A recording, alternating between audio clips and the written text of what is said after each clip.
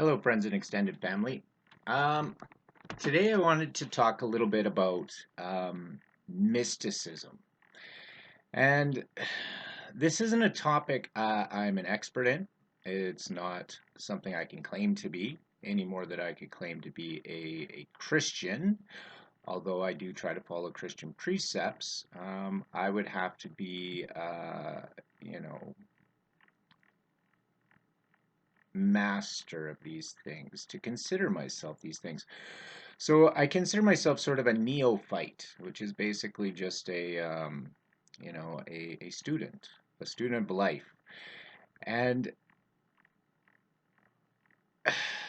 I think it's important for each of us to give ourselves permission to have our own thoughts, feelings, words, and be encouraged to explore them and sort of overcome this modern education that seems to direct our attention away from some of the most important things in my view. So some of those things to consider are things like, the cross, the yin and yang.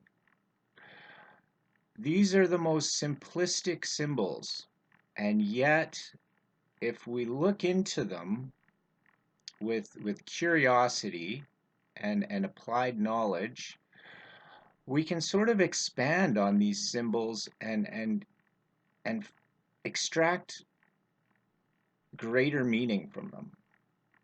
So mysticism is a sort of a study of the meta, of the outside, what we feel is reality, right? I think it was Alan Watts who once said, there's this state of is, of existence, that you're aware of. But in defining this, without saying it, you're saying there is also a state of isn't. So you become aware of one polarity, and if you understand these laws of polarity better than I, maybe even, so I'm sort of trying to fumble with the words like a child because I don't have the full understanding. But I do give myself permission to delve into the unseen and the unknown and the what isn't, and to see what I can find for myself there. So here is a quick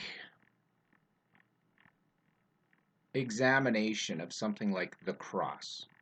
Okay, so if you apply a cross, you have a line above and below. You have a line to the left and the right. So you've now sort of come to that reality, whereas the point is sort of you, right? And then you can apply all sorts of values to this cross. And then, you may discover that the cross also appears elsewhere in mathematics. So if we apply values to this cross, we end up with something we can chart and graph. So we can utilize the cross as a tool of measurement. Maybe that's where imperialism comes from or whatnot. But again, talking about things, outside my own scope. But then we look at things like language. And we learn language without really understanding how we do it and what exactly it is. I mean, we don't spend a lot of time really delving into it. We use it to try and get the things we want, and sometimes that's our animal nature. But at the same token, if we look at things like something I was considering the other day, what is important? to an individual human creature? Well, one of the most important things I think is intimacy. You know, it was put to me, I was at a party once and we were talking about, being single and that longing to have someone to be to be with. And during the conversation, I think I put it that, if we didn't need sex, I mean, that would be great. But the guy I was talking to actually put it another way. He said, it's not sex, I think. He said, I think it's intimacy that we long for. And he was right, right? You want someone you can be honest with, right? So you have these disgusting urges, right? If you come from sort of that Puritan sort of view. But there's also your inner being as well, whereas you have your thoughts and your questions and your confusions and your fears. And to share those most intimate things is real, like a higher form of intimacy than the physical sex. So this is an important aspect, right? And this can relate to adoption as well, right? You're taken away from the things you long for, which would be your mother and your father. That eventually, most people. Well, whatever. Let's leave that aside for now. But anyway, so the word intimacy. All right. Well, give yourself permission to break these words apart into their smaller forms. Break rules. Look at things, hear things as they are. So we understand what in means, right? Contained within something. Then we have a T. And what is a T but a cross? And what does a cross represent? Well, it represents Christianity. It represents, the Christian God. It represents a lot of things, the addition sign, etc. But it is a divine symbol. For some, at least. I don't know if, maybe others don't find the divinity in the cross, but it seems to be something that has occurred throughout antiquity and throughout human history and appears over and over and over again. So there's something about it that's quite important and that is trying to be left, because apparently those who attain higher knowledge also attain the understanding that mankind goes through phases of amnesia and and the cycles of life as we do as human creatures, the microcosm versus the macrocosm. So we get to in cross, so in divinity, in God, in Christianity, in religion, in this, everything that is associated with the cross. And then you move on, intimacy, I. So in divinity, I am I may, cy. So C, and just the sound, C and C. So in God, in divinity, I may see.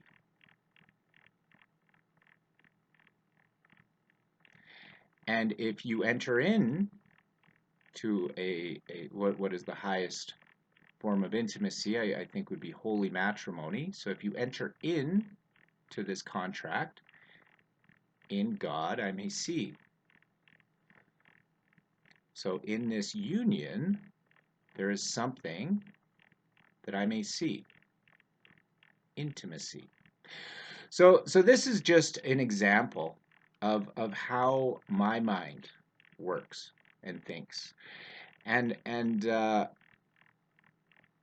when I apply focus into a word or into an object or a symbol, then I allow my thoughts to coalesce around it, to look at it, to pull it apart in its different aspects. Now, all that being said, that does not mean that that's how that word came to be, that's the buildup of it, or whatnot. It does not mean any of those things. I might be totally right. I don't know. But it's an exercise for myself. And it's an exercise where I can see something that's very important, and then I can dissect it, and I can play with its parts, and I can apply meaning and work out the puzzle that's there. Now, all that being said is someone else could come up with a completely different thing. But the point being in mysticism is that the goal is not to prove to others. The goal is to find meaning within self, right? And as we find more meaning within the self, we can apply it and we can grow and we can move in a direction. And as we do that, we begin to recognize similarities in ourselves in others and their works, right? You start discovering some synchronicities, and you start discovering some similarities between certain concepts, words, sex, basic human functions, the fundamentals. And we have sort of had our focus and our attention directed to very mundane things, and to just accept things as you go and not examine them and penetrate into their inner essences. And and I think during this time that we're all home, well, we can either continue to be directed towards the extremely mundane, unimportant, and unnurturing, or we can direct our attention into the deeper meanings and the deeper parts of ourselves.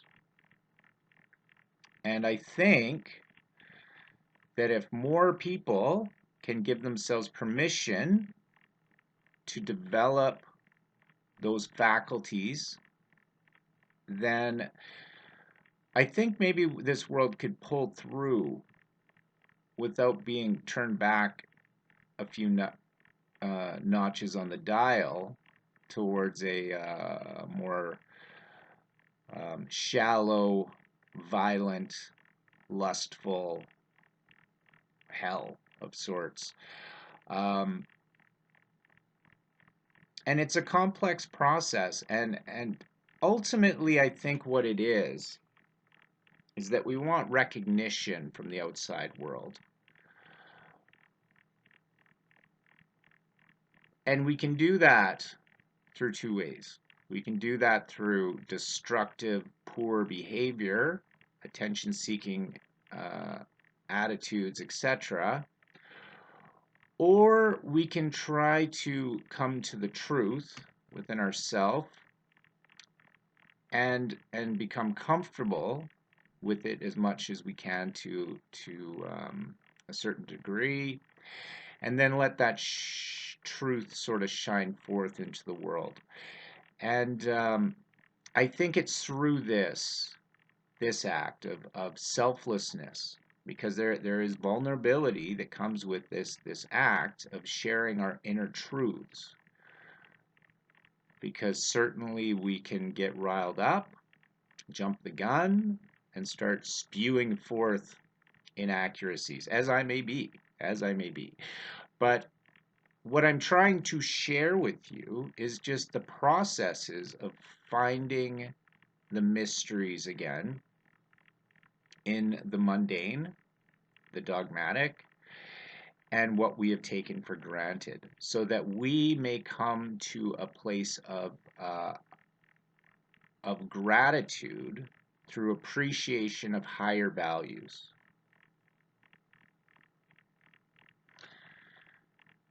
So, anyways, that was basically just sharing some thoughts about how my mind works. And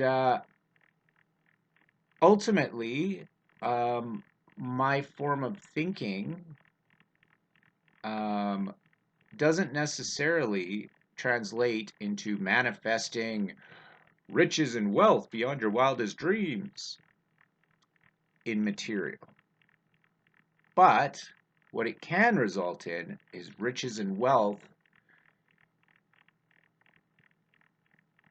in your inner self, in that you may find that if you build within enough,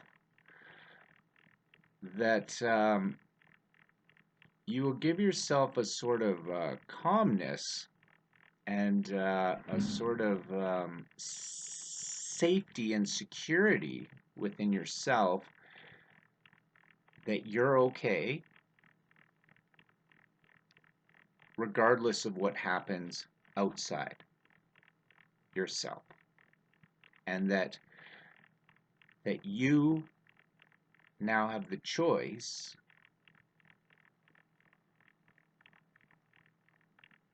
and that's your true power, the true power to discern between right and wrong for you. And ultimately, through these exercises, I think what develops is the same thing that developed in Buddha, Christ, Krishna. Uh, even someone like maybe Bruce Lee. He's an example of extraordinary um, discipline and human perfection. So we have these examples to follow and to sort of point to something that's within us. And at the same token, there is other forces that will direct your attention away from perfecting yourself, that may turn you against yourself, to poison yourself, to hurt yourself, to hurt others, etc. So it's sort of the basis of good and evil, right and wrong, and the continuance of life and the flow of energies and etc. So it's very profound stuff that's available to every single one of us to examine and to work with at any time we decide to. And from that, I think, we develop wisdom.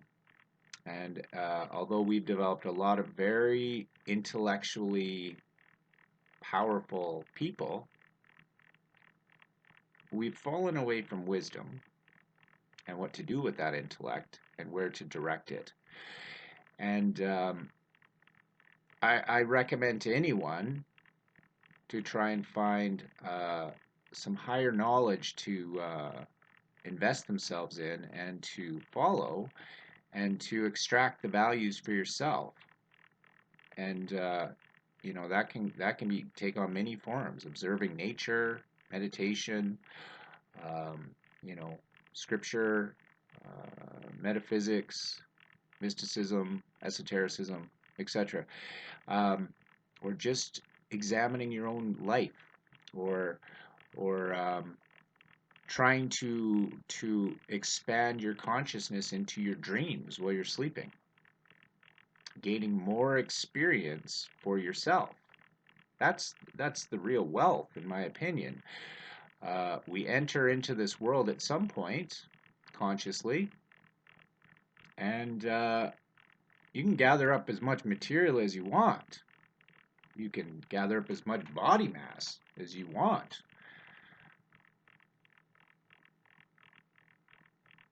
but you can't take it with you. And what is the only thing that consciousness really could take with them? I believe it's experience. And then we get into things like reincarnation, this, that, and the other thing. And I'm not promoting that anyone believed anything that they don't feel comfortable with or whatnot in these areas, but you really have a choice that either you become conscious and eventually become unconscious, and that's it, or that you entered into reality and at some point you will exit reality. I think that's ultimately your choice in your belief system.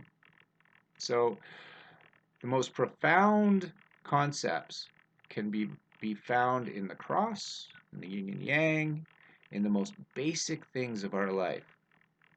And from there, you can build, well, whatever you want within yourself. So hopefully that gives a better understanding of where I come to my truths, the things I talk about. This is something that can generate from within based on observing the patterns of my own life. Whereas an ideology, you simply follow someone else's will, and you enter into a sort of bondage and slavery. So I think it's important to start thinking critically, not critical theory. Two different things. So please, when you're out there, don't be confused when people use similar wording to draw your attention away from very important things.